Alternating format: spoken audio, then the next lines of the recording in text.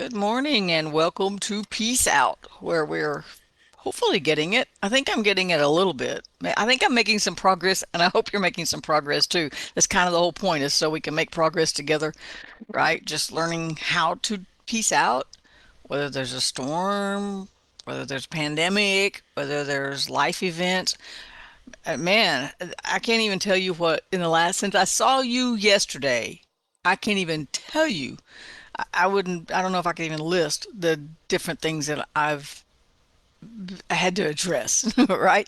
But with each one, you address it, you feel it, it's okay to feel it, then you give it to him, right? And you trust him. Isn't that what peace comes down to? And I'm already off, but that's okay. But isn't that what peace comes down to? It's just trusting him in the middle of the storm, in the middle of the trouble, in the middle of the good things, in the middle of everything. Just basically following him and trusting him that he's going to get us through whatever we're going through. Because there's so many different people, our stories are all different. So we're all going through different things at different times, and the dynamics are different because we're different, right? We have children or grandchildren, or maybe your parents are still living, or I mean, there's so many different dynamics that make up our story.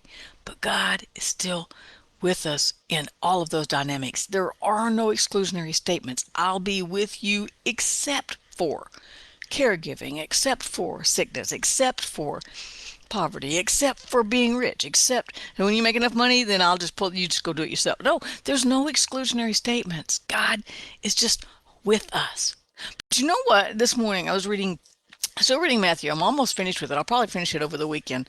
My problem is I keep getting stopped because I keep looking back at other things and back and forth, and it's just it's so good to go back and read again. I haven't just sat and read through. I've done a lot of studying, but I haven't just read. And it's just been really good. So I'm excited about reading the rest of the New Testament too.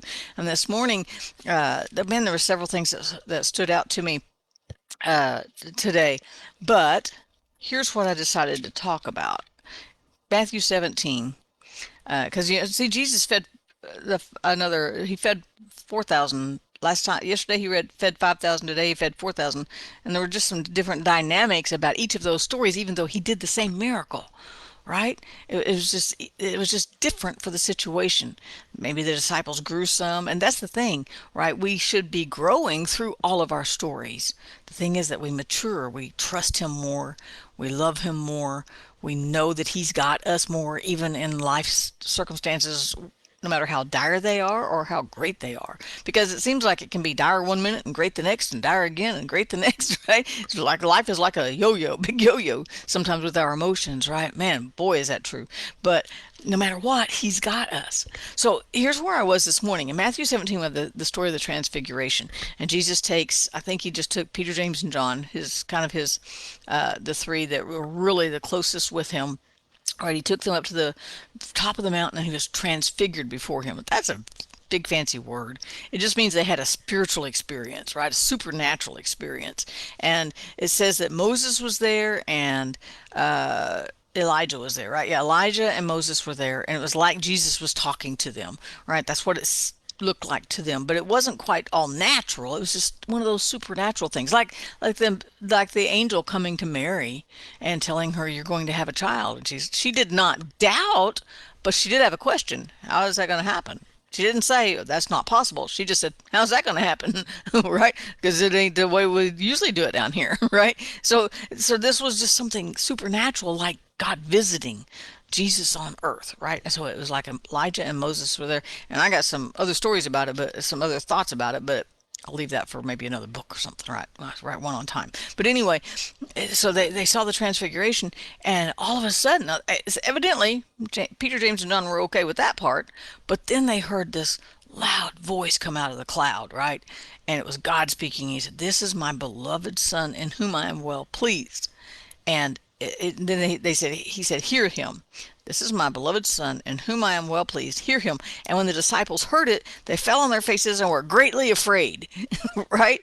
And Jesus came and touched them and said, "Come on, get up. Don't be afraid," right? And here's what stuck out to me. Jesus was right there. They could literally see Jesus right there, and they were scared, right? And so then I thumbed back and I was like, you know what?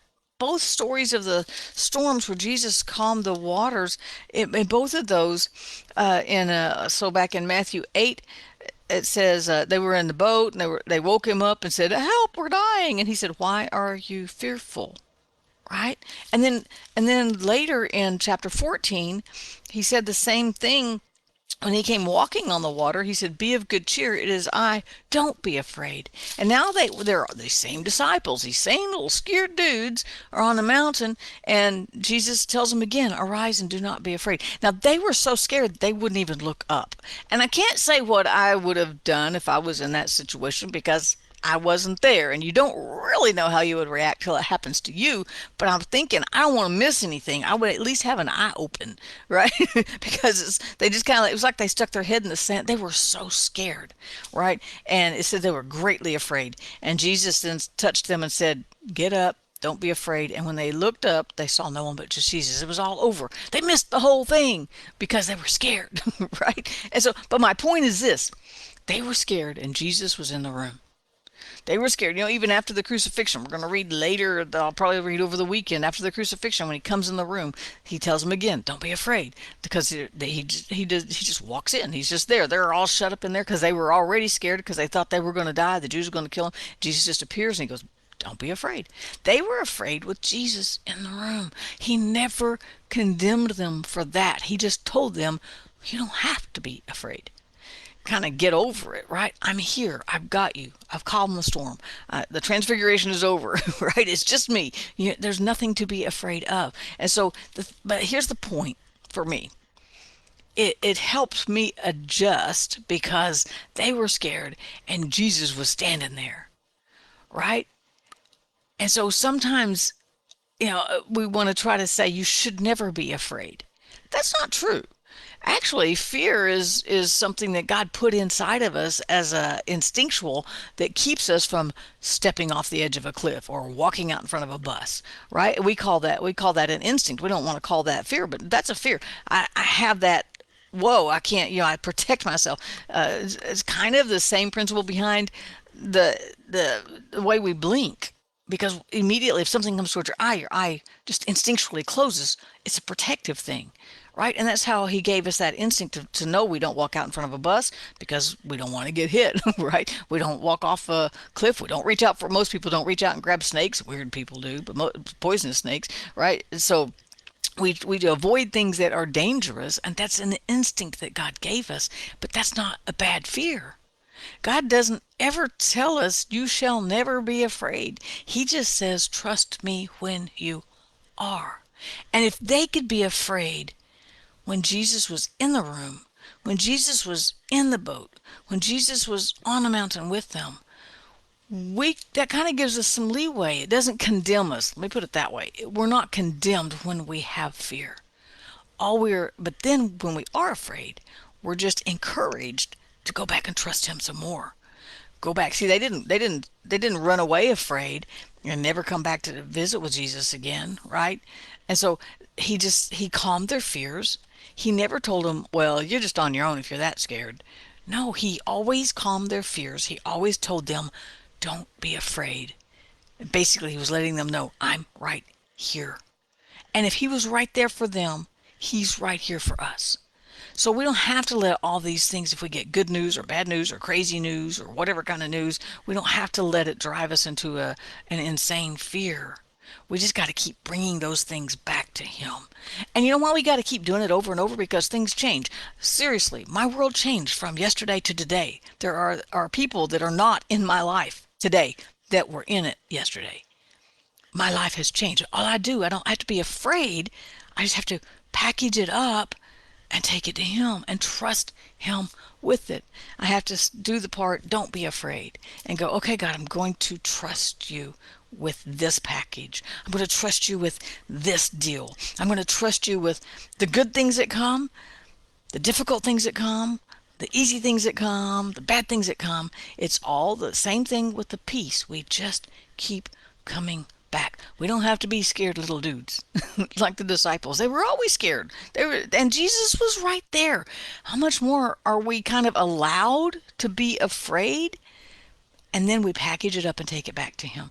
We don't have to be live in that fear, right? We just have to package it back up and go trade it for God's peace, because he saw us through yesterday. He's going to see us through today, and he's going to see us through tomorrow. And we just got to keep packaging it back up, taking it to him, and letting his peace reign. And that means knowing his word. That means spending time in prayer. I mean, they knew Jesus. We're in chapter 17 of Matthew, and they were still scared. It's okay to get scared. He's not going to condemn you. He's not going to throw us out and go, "Well, you're scared. You can't talk to me today. You're scared. I don't. Why did that scare you?" He's not going to laugh at us because we got frightened or depressed or discouraged, or something came our way that we weren't anticipating and we don't know how to deal with. He's not going to laugh at us. He's not going to shun us. He's actually going to just pick us up, brush us off, say, "You still got my peace. You still have my peace. You still have my grace. You still have my mercy. You still have my love. I still love you." He doesn't cast us away because that makes us imperfect. No, it makes us human. And he loves that about us. That's the way he made us. So if you're scared, got anything going on today, just feel it. It's okay to feel it. Because when you don't, then that's where depression and things can get a hold of you. Go ahead, feel it, cry it out, scream it out, laugh it out, whatever you need to do. Then package it up and give it to him and take his peace. That's the ultimate sign of trust. Trust him with whatever's on your heart today, and he will trade it for his peace every time if you let it rain, right? That's why we can peace out. We can peace out every single time because he gave us his peace. So peace out. Have a great day. Give it to him. You can trust him with it. I promise. Peace out. I'll see you tomorrow.